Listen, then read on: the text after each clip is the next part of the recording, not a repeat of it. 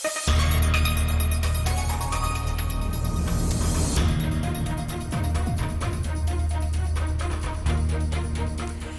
route de Rivière-Sens-Saint-Gourbert est fermée à la circulation pour encore un mois. Malmenée par l'ouragan, celle-ci est devenue impraticable. Les équipes sont à pied d'œuvre pour rétablir cette mythique route qui désenclave la commune de Vieux-Fort. Le grand réveil du Nord-Grande-Terre, avec près de 40% des terres agricoles de l'archipel situées sur son territoire. La communauté d'agglomération veut faire de l'agrotransformation son principal levier de développement. 2 journées d'échange ont nourri le débat. Linda Kayarsi nous restituera les grandes lignes de celui-ci. Et les entreprises sont les nouveaux acteurs de la solidarité. L'enseigne de beauté Lolipink s'engage auprès de la Ligue contre le cancer pour lever des fonds en faveur des malades. Rencontre ce soir avec Muriel Zitt. Elle est notre invitée. Bonsoir et bienvenue sur ATV Guadeloupe. La Guadeloupe est placée en vigilance orange pour fortes pluies et orages. Depuis hier, l'archipel subit le passage d'une onde tropicale. Près de 58 mm de pluie ont été prélevés ce matin à la ville des Abîmes. Et celle-ci devrait encore continuer à inonder les zones sensibles, notamment celle des Grands Fonds, une bonne partie de la nuit. Des averses de moins d'ampleur sont attendues demain dans la matinée. Soyez donc prudents si vous devez vous déplacer. Et les habitants de Vieux-Fort ne peuvent toujours pas emprunter la route de Rivière-Sens pour se rendre sur la Basse-Terre. Tous les jours, les pelleteuses sont à l'œuvre, mais les automobilistes vont devoir encore patienter 3 semaines. Reportage Nathalie Dinan, Patrick Curie, Moïse Dexter. 3 semaines, c'est le temps nécessaire pour remettre la route de Rivière-Sens en état après le passage de Maria. L'ouragan a drainé beaucoup de sable et les pierres rejetées par la mer ont endommagé la chaussée. Toute une logistique est mise en place par les agents de la société Sogetra, en collaboration avec Route de Guadeloupe. Nous, on a commencé vendredi, on a commencé à déblayer la voie. Après, on va mettre, à partir de demain, on va mettre l'équipe de rabotage en place. Ça va raboter. Et après, on va dire 4 km, on va mettre l'équipe des enrobés derrière. C'est-à-dire, il y aura le déblayage en avant, le rabotage ensuite. Les 3 équipes, on va essayer de travailler en amont, quoi. Divers facteurs rendent la tâche un peu compliquée. Déjà, on n'a pas en gros d'endroit pour pouvoir déverser tout ce qu'on récupère sur la voie. Et espérons aussi qu'il ne pleuve pas, parce qu'on est en alerte jaune. Et après, on verra. Si ça se passe bien, il y a du soleil, il y a du beau temps, on ira. On va envoyer. Route empruntée aussi par les marcheurs, choqués mais pas surpris par de tels dégâts. C'est choquant, effectivement, mais je dis pour les gens qui pratiquent la route pour aller travailler, effectivement, c'est choquant. Bon, moi, vous savez, c'est pas la première fois que je vois que cette route soit débotée. Effectivement, c'est pas la première fois qu'il y a de fortes roules. Donc, je suis un peu habitué avec ça. Mais c'est pour vous dire, parce qu'avant, la mer arrivait là, on a comblé pour faire la route. Donc forcément, la nature reprend ses droits. Les équipes sur le terrain travaillent d'arrache-pied pour tenir les délais afin que les habitants de Vieux-Fort ne soient plus enclavés. Et les fortes précipitations de la nuit dernière ont provoqué d'importants dégâts en Martinique, notamment à Grand-Rivière. La petite commune du Nord s'est retrouvée coupée du reste de la Martinique pendant plusieurs heures. Les images impressionnantes commentées par Loïc Régis et Michelet François. Un mur totalement détruit par la force de la boue. Une grande frayeur pour cette famille. Hier soir, alors qu'une pluie intense s'abat sur la Martinique, une partie de la falaise qui surplombe l'habitation s'affaisse sur la chaussée. La coulée finira sa course dans le garage du domicile. J'ai eu très peur. Mon époux ne voulait pas partir, mais moi je sais que mes parents ont déjà subi plusieurs éboulements. C'est pas la première fois. Et plus ça va, plus c'est dangereux. La falaise, comme vous voyez en haut, regardez, les arbres sont pratiquement déracinés. Donc il faut qu'ils fassent le nécessaire, quoi. Tout le monde le sait, mais bon, rien ne bouge. Moi, je suis à bout. Sans hésiter, les amis retroussent leurs manches. Ils sont les premiers à nettoyer le site. Il m'a appelé, il était 5 heures. Il m'a dit qu'il y a un éboulement qui a envahi la maison. Je me suis présenté ici à 5h30, 6h moins le quart. Et puis depuis 6h moins le quart, nous sommes là en train de travailler. Bon, vous voyez, on a fait une bonne partie, mais on ne fait que commencer. Ça s'appelle la solidarité riveraine. Durant plusieurs heures, la commune de Grand-Rivière s'est retrouvée isolée du reste de la Martinique. Une situation qui se répète. Certains riverains ne semblent pas inquiets pour autant, philosophes avant tout.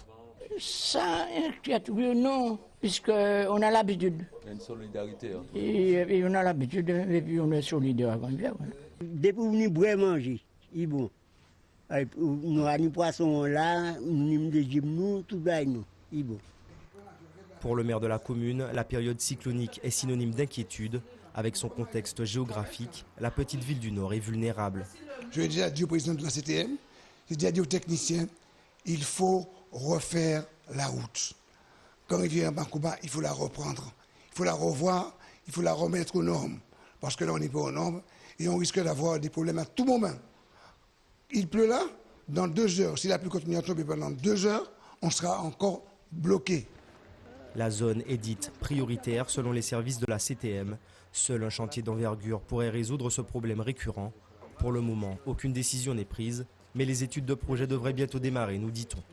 En attendant des études fines qui ensuite vont permettre de lancer des marchés de travaux donc avec un certain décalage, il y a tout ce que nous faisons en termes de maintenance, donc sur les filets des façades, des falaises, les entretiens que nous faisons sur toute la voie tout le long, pour pouvoir maintenir le réseau dans de meilleures conditions et assurer l'écoulement des eaux pluviales. En cette période cyclonique, les équipes de la collectivité territoriale sont fortement mobilisées dans le nord. La route menant à Grand-Rivière s'est retrouvée 2 fois bloquée à cause des éboulements en seulement 10 jours. Et toujours en Martinique, parlons de cette affaire qui ébranle les internautes depuis plusieurs jours. Une petite fille de 5 ans raconte qu'elle est victime d'attouchement de la part de son père. Des expertises confirment ses propos et une plainte est déposée en France contre le père. Mais une fois rentrée en Martinique avec sa mère, la justice ordonne le renvoi de l'enfant en France. Un cas qui ne serait pas isolé puisqu'une autre femme en exil dans l'île Sœur dénonce les mêmes faits. Reportage Joanne Boulard, Guy Raphaël René. À chaque fois, il me touchait la cocotte et il me faisait dormir sans me mettre habillée. Le témoignage est poignant. Les mots, ceux d'une fillette de 5 ans qui aurait été abusée par son père depuis son plus jeune âge, 16 mois. Dans un lit toute seule ou bien tu dors avec lui? Et ben des fois, il me dit de dormir avec lui et puis après, c'est à ce moment-là qu'il me touche la cocotte. Elle me disait, Bobo, papa méchant, Bobo, Bobo. Je dis, mais qu'est-ce que t'as, ma chérie? Bobo, mamie, papa méchant. Et elle faisait voir son petit sexe. Je lui ai dit, mais mamie peut te laver au moins. Elle serait dit, c'est comme ça, elle ne voulait pas qu'on la touche.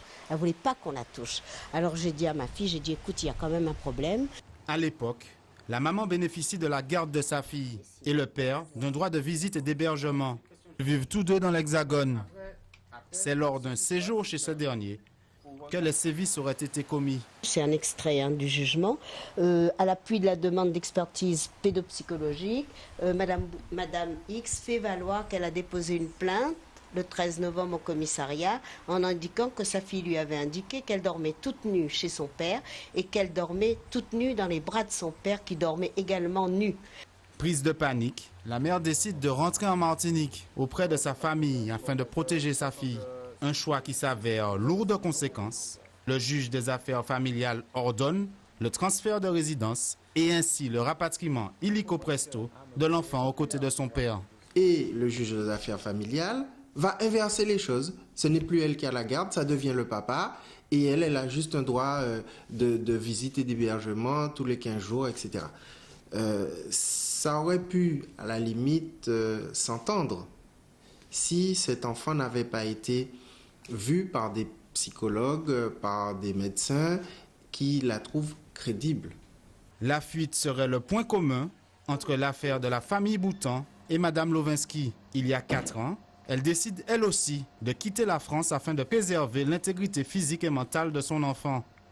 Car après s'être séparée du père, le calvaire aurait commencé le jour d'une visite anodine. Lors de ces 1 mois et demi, il s'est présenté devant chez moi alors qu'il n'avait pas l'adresse et en prétextant lui faire un bisou, il est parti avec elle.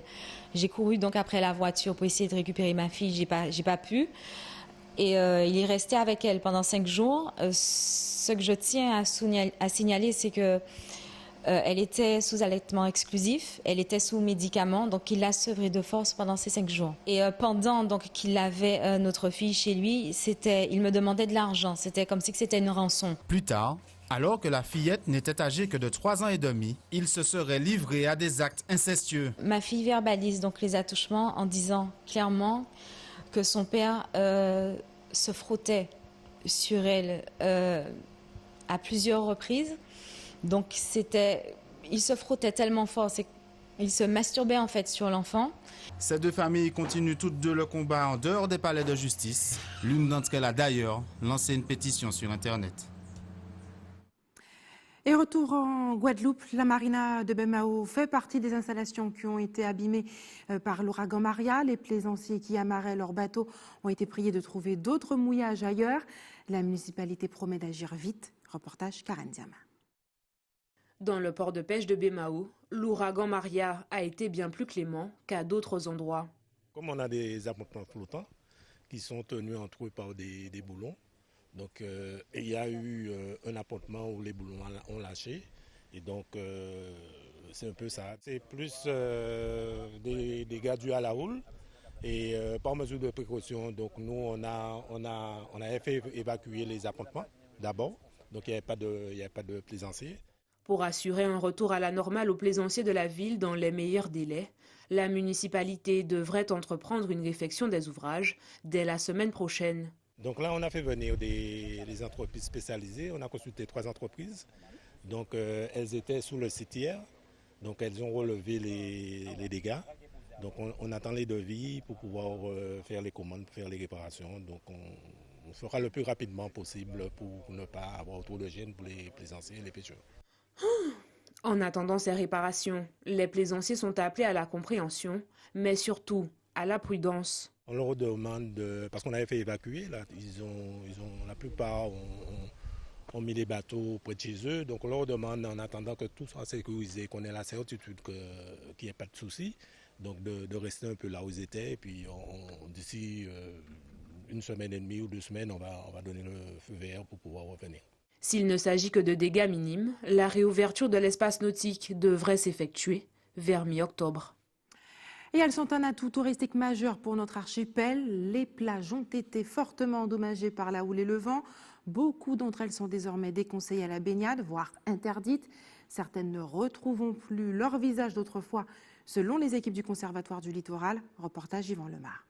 Depuis le passage de Maria, les agents du littoral sillonnent les plages pour recenser et évaluer les dégâts, comme ici à Viard-Petitbourg. Donc on voit que les racines sont apparentes, ce qui n'était pas le cas avant la houle. Donc là on se rend compte que déjà qu'il y a un reprofilage de la plage. Même au niveau de la route, on a tout le sable qui a été justement reporté sur la route. Donc ce qui fait que quand on regarde bien, on se rend compte que franchement il y a eu des dégâts. On a perdu du sable en volume et on ne sait pas comment on va rattraper ça. Le grand problème, c'est qu'on a tellement de déchets qui sortent, qui reviennent avec la houle. Tellement de déchets plastiques que le travail de tri va être énorme et long, pénible. C'est tout ce qui est délaissé en mer, qui revient tout le temps avec le courant, le jarry. Des deux côtés, on a 2 rivières, une rivière de chaque côté. C'est un travail en conséquence, mais qui prendra du temps. Ces états des lieux sont faits sur l'ensemble du littoral guadeloupéen et permettent de garantir la sécurité des usagers. Pour le moment, la plupart des sites sont déconseillés. Les états des lieux que nous sommes en train d'opérer actuellement sur l'ensemble du territoire vont nous permettre de lancer les premières expertises, puisque, comme je vous disais, il y a aussi des impacts aussi bien sur le milieu naturel, mais sur les équipements. Puisqu'on a des destructions de carbets, des destructions de tables. On a aussi certaines plages qui étaient équipées de réseaux d'éclairage qui sont défectueux aujourd'hui, qui représentent un danger pour la population. Donc ces états des lieux vont permettre après d'alerter les services compétents en fonction de chaque problématique, de façon à ce qu'ils puissent programmer des interventions techniques sur les sites. Donc en fonction bien entendu du niveau d'intervention basé sur la dangerosité, mais aussi basé sur la fréquentation du site. J'entends par là qu'il y a des sites qui sont beaucoup plus fréquentés que d'autres, qui vont nécessiter une intervention relativement rapide. On va arbitrer donc pour les interventions, les priorités d'intervention, et on essaiera de faire pour le mieux, mais forcément vous imaginez bien qu'il y a un tel niveau de dégâts et de travaux à réaliser qu'il faudra compter un retour au vert sur plusieurs semaines, voire plusieurs mois. Sur le plan écologique, on constate que le profil des plages a été modifié avec une érosion significative de 10 à 15 mètres par endroit, avec de gros volumes de sable perdus. Sur ce point, il faudra laisser le temps à la nature de faire son travail. Et si l'agrotransformation était le secteur d'avenir pour doper l'agriculture, les élus de la communauté d'agglomération du Nord Grande Terre y croient. Cette partie de l'île possède 40% des terres agricoles de la Guadeloupe, un potentiel qui a fait l'objet de nombreuses discussions pendant 2 jours à l'occasion d'un séminaire qui s'est déroulé sur le site de Duval à Petit Canal. Reportage Linda Kayarsi.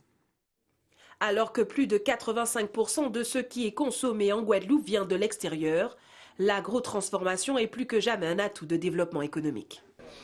Il y a déjà des producteurs organisés que sont SICAPAG, qui sont aussi SICAPFEL, qui sont dans Iguaflore. Ce qui signifie qu'une structure organisée dans le cadre de la communauté d'agglo aura besoin de production en quantité, en qualité, mais aussi en régularité. Ce qui signifie qu'il faut avoir une vision globale. C'est pour cela qu'au niveau de la communauté du conseil régional, nous posons la problématique du développement local, mais avec une vision globale. L'agrotransformation joue un rôle clé dans l'aménagement et la vitalité du territoire. Les financements et autres dispositifs sont multiples pour promouvoir le secteur. Donc nous avons deux approches. Une approche à travers le Fonds européen pour l'agriculture et le développement rural, dont nous assumons l'autorité de gestion. Ce sont des fonds européens qui permettent d'accompagner les entreprises dans leur financement des investissements matériels. Mais nous pouvons aussi accompagner avec nos fonds propres aux fonds européens parce que sur notre territoire, vous le savez, il y a des petites structures qui très souvent n'ont pas la capacité d'avoir les moyens pour aller chercher des fonds plus importants au niveau de l'Europe parce que c'est relativement compliqué, il faut le dire. En organisant 2 journées autour de l'agriculture et de l'agrotransformation, la communauté d'agglomération du Nord Grande Terre s'inscrit déjà dans cette dynamique, d'autant plus que le Nord Grande Terre possède 40% des terres agricoles de la Guadeloupe. La CNGT a pour projet de créer en ce sens un atelier de transformation des fruits et légumes de Guadeloupe pour faciliter leur utilisation pour les cantines centrales, mais aussi d'assurer des débouchés stables aux agriculteurs du territoire. Et au cours de cette même manifestation, il était question d'une conférence sur la nécessité de consommer local, avec comme cas concret les composants d'un bon petit déjeuner avec des fruits locaux. Reportage Linda Kayarsi. Et si le petit déjeuner parfait était bien différent du combo tartine, café, jus d'orange, bien souvent trop sucré. Le petit déjeuner classique qu'un enfant consomme, c'est du jus, des céréales, du pain de mie avec une fameuse pâte à tartiner qu'on connaît tous. Eh bien, le total fait quand même 70 grammes de sucre, ce qui est énorme, sachant qu'un enfant de 5 ans ne devrait pas consommer plus de 30 grammes de sucre, vous voyez. Donc on a bien sûr le surpoids, on a le diabète de type 2. La consommation excessive de sucre augmente votre risque de développer des maladies cardiovasculaires, augmente votre risque de développer des cancers du sein, cancers utérins. Vous avez aussi de l'acné, je pense aux adolescents. Opter pour des produits alimentaires locaux au petit déjeuner ne ferait qu'offrir un large panel de goûts et d'une richesse nutritionnelle avantageuse pour l'organisme. Et une des alternatives, c'est de fabriquer des galettes à partir de la farine de manioc. Donc c'est extrêmement simple. Il vous suffit juste de 3 cuillères à soupe de farine de manioc, que vous rajoutez 50 ml de lait de coco, vous mélangez le tout. Vous pouvez soit rajouter de la cannelle, soit rajouter du cacao, ou même une banane. Vous formez des galettes et vous mettez au four pendant 20 minutes, vous voyez. Donc ce sont des alternatives qui sont simples. Vous pouvez même les congeler, les sortir le matin, faire en avance, vous voyez.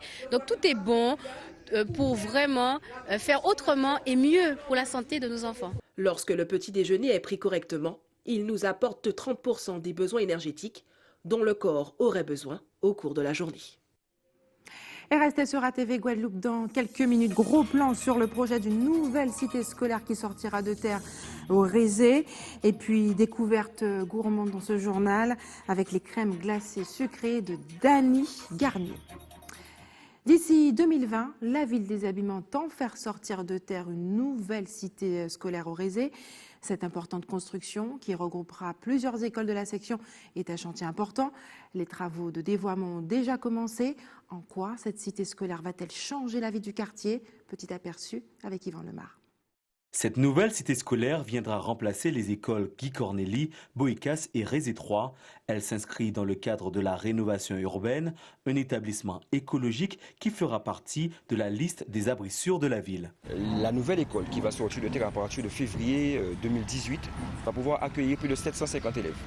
Il faut savoir que c'est 25 classes, mais c'est une école qui particulièrement a plusieurs aspects qui ne sont pas négligeables, puisqu'elle sera dotée de panneaux photovoltaïques pour répondre aux nouvelles normes HQE, donc c'est-à-dire haute qualité environnementale.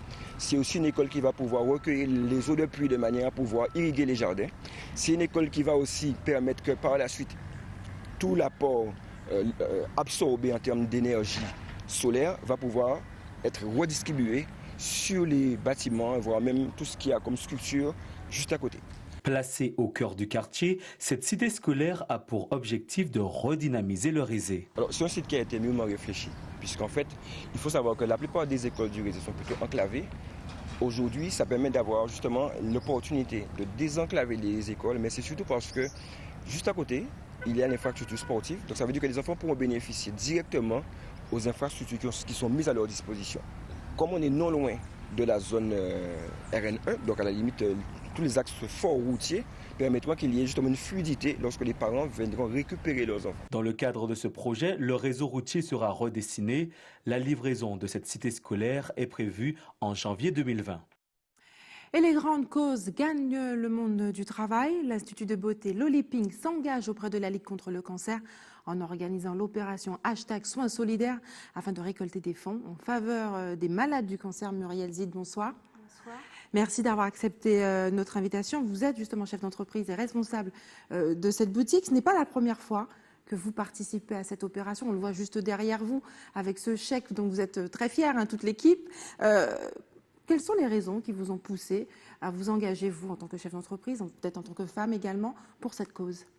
Alors déjà, je voudrais vous remercier de m'avoir invitée parce que pour moi, c'est important de pouvoir véhiculer l'information. Et ce qui m'attache en fait à cette cause, on est tous à un moment donné, de près ou de loin, touchés par la maladie, un proche, ça peut être la famille. Et je me suis demandé finalement en tant que chef d'entreprise, comment apporter ma pierre à l'édifice. Parce que je me suis dit, les petites gouttes d'eau font des rivières. Et puis, écoutez, voilà, c'est ma motivation, mobiliser absolument, et faire de cette mobilisation un rendez-vous annuel. Donc effectivement, ça fait la 3e année consécutive que Loliping s'engage fortement en soutien donc, auprès de la Ligue contre le cancer. L'opération est nommée #Soins solidaires. Comment va-t-elle se dérouler ? Alors cette opération, pendant tout le mois d'octobre, sur chaque soin du visage réalisé, donc à notre carte, quel que soit le soin du visage, quel que soit le montant du soin du visage, je m'engage à reverser 5 € à la Ligue contre le cancer.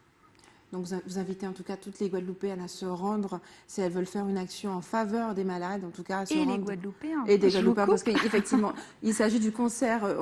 Là, le focus s'est fait sur le cancer du sein, mais la Ligue contre le cancer ne s'occupe pas que des malades atteints du cancer du sein. Vous dites, je vous cite, nous prenons soin de nos clients, mais nous n'oublions pas ceux qui n'ont pas la chance de pouvoir en franchir la porte à cause de la maladie. Comment aidez-vous ces femmes à se réapproprier leur féminité ? Eh bien, il me semble essentiel justement de pouvoir accompagner les personnes qui sont en difficulté physique à cause de la maladie. Il faut savoir que la problématique quand on a un cancer notamment, on a une déshydratation importante de l'épiderme à cause du renouvellement cellulaire qui va mal se régénérer, à cause de la prise de médicaments en nombre. Et de ce fait, on va venir apporter de la détente, de la relaxation, mais aussi toute cette réhydratation, stimuler l'épiderme, stimuler les cellules, comme le corps, je dirais. Et aussi, moi, en tant que spécialiste du maquillage permanent, il m'arrive de croiser donc régulièrement des clientes qui ont perdu toute pilosité. Alors, on va réaliser des choses très naturelles pour les clientes qui ont encore des poils. Et puis, l'objectif, justement, c'est de leur réapporter toute cette féminité pour elles déjà, pour commencer. Puis forcément, on est humain, donc il y a le regard des autres qui compte et c'est important qu'elles se sentent à l'aise. Quelles sont justement leurs premières demandes, qu'est-ce qu'elles demandent lorsqu'elles franchissent le pas de votre entreprise? Qu'est-ce qu'elles vous réclament en premier? Je veux refaire mes sourcils, tiens, j'ai envie de refaire ma bouche. En fait, elles sont pour certaines assez déstabilisées parce que quand on perd sa pilosité, finalement, bon, il y a les cheveux, il y a les poils. Quand on n'a plus de sourcils, ça fait un visage un peu terne finalement, puisqu'on n'a plus le regard suffisamment accentué, entre autres. Et donc, du coup, c'est sans pour autant faire des choses, et c'est pas l'objectif de faire des choses qui déguisent. Au contraire, on va rester sur des résultats très très naturels, juste pour réapporter cette touche de féminité, même aux femmes qui ne se maquillent pas. Et c'est aussi, surtout aux femmes qui ne se maquillent pas, de réapporter justement ce côté féminin d'un point de vue, entre autres, du maquillage permanent, de la détente et de la relaxation à travers donc tous nos rituels de massage, de détente, et puis nos soins du visage, nos soins signatures pour redynamiser les cellules et repulper l'épiderme. Muriel Zitt, merci d'avoir accepté de répondre à nos questions ce soir. Vous êtes venue d'ailleurs avec quelques dépliants qui seront distribués aussi dans les différents points de l'Olipink. On va remettre donc à nos clientes de la documentation qui provient directement de la Ligue contre le cancer, parce qu'en fait pour nous c'est aussi de mobiliser justement sur le dépistage avec la Ligue contre le cancer, la Guadec également d'un point de vue local, et puis ce dépliant que je trouve super bien fait d'ailleurs au passage, qui explique pourquoi, comment s'y prendre et comment puis palper son sein pour découvrir si on a ou pas absolument, quelque chose d'anormal, et puis ne pas hésiter à se rapprocher de la Ligue qui est là pour aider tous les malades du cancer. Donc mon plus grand message, c'est de sensibiliser donc la population guadeloupéenne, que ce soit les hommes et les femmes, à venez vous joindre à nous, venez réaliser ce soin du visage pour qu'on puisse donc apporter notre contribution à la Ligue contre le cancer, et également venez faire des dons. On a des tirelires donc au sein des enseignes pour pouvoir donc collecter des dons. Merci en tout cas d'avoir accepté de répondre à nos questions ce soir. Parlons d'une autre initiative qui n'a rien à voir. Celle-ci, elle ravit plutôt nos papilles. Il s'agit de Dany et de Ronald Garnier qui ont eu l'occasion d'illustrer leur savoir-faire sur les marchés du moule, du gosier et de l'amentin en proposant une glace originale, peut-être que vous l'avez déjà vu ou même goûté, une crème glacée présentée sous forme de feuilles enroulées. Karen Diama est allée justement à leur rencontre lors du salon des comités d'entreprise au Palais des Sports du Gosier. On regarde son reportage. Pendant 2 jours, une trentaine d'exposants sera réunis autour d'un même thème, le bien-être des salariés. C'est le rendez-vous du bien-être des salariés, c'est-à-dire donc chaque salarié va trouver leur bien-être ici, mais par le biais donc des responsables du comité d'entreprise, comme des patrons, c'est-à-dire des chefs d'entreprise qui veulent faire plaisir à leurs salariés. Là, il y a Noël, il y a des récompenses. Ici, on est là pour trouver la solution, pour ne pas dire le cadeau. Derrière moi, vous avez une personne qui fait donc tout ce qui est artisanal, des bijoux, en plus un clin d'œil pour le wax tissu africain. Voilà, pour tous les goûts, artisanal, donc c'est pour tous les goûts ici.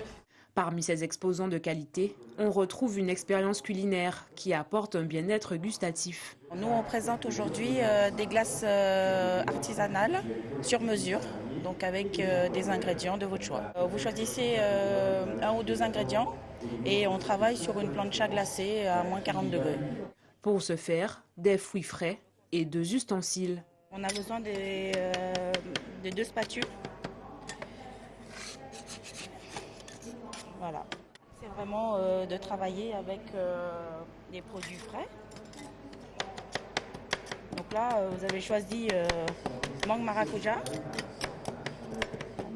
Donc, je vais faire une glace avec ces 2 parfums que vous avez choisis. Une base neutre. Voilà. On fait aussi une base végétale pour les personnes qui ne supportent pas le lait.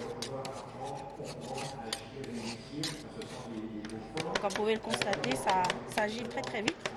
Donc il faut vraiment travailler assez rapidement.